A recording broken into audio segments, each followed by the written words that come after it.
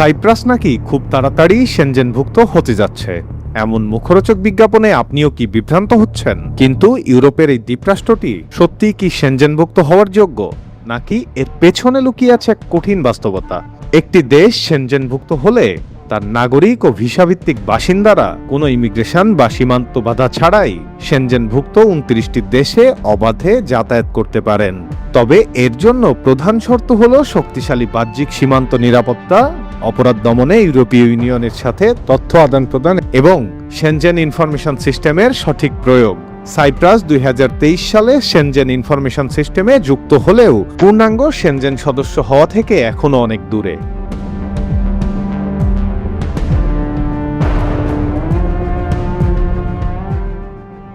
Cypress মূলত রাজনৈতিকভাবে দুই ভাগে বিভক্ত।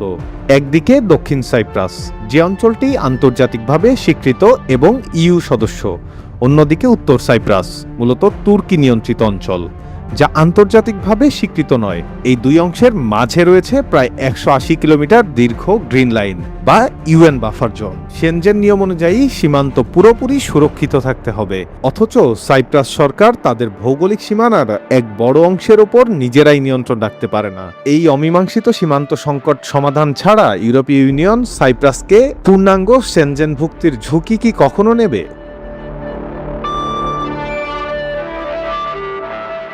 বর্তমানে অনেকেই উত্তর সাইপ্রাসে পড়াশোনা বা কাজের জন্য গিয়ে দালালের মাধ্যমে অবৈধভাবে গ্রিন লাইন পার হয়ে দক্ষিণ সাইপ্রাসে ঢোকার এক মারাত্মক প্রবণতা তৈরি হয়েছে। এর ফলে দক্ষিণ সাইপ্রাস এখন অবৈধ শরণার্থী ও মানব পাচারের কেন্দ্রবিন্দু। শুধু সীমান্তই নয়, দেশটির অভ্যন্তরীণ নিরাপত্তাও এখন প্রশ্নের মুখে। সম্প্রতি এক বাংলাদেশি শিক্ষার্থীকে অপহরণ করে নির্মমভাবে হত্যা ও মুক্তিপণের দাবির মতো শিহরিত ঘটনা প্রমাণ করে যে সেখানে ক্রাইম বা প্রবাসীদের নিরাপত্তা পরিস্থিতি দিন দিন কতটা জটিল হচ্ছে।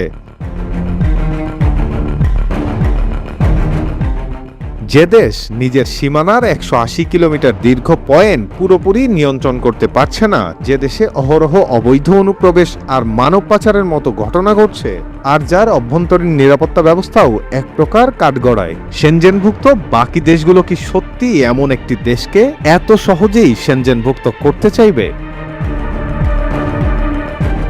অভিক চক্রবর্তী, চ্যানেল 24।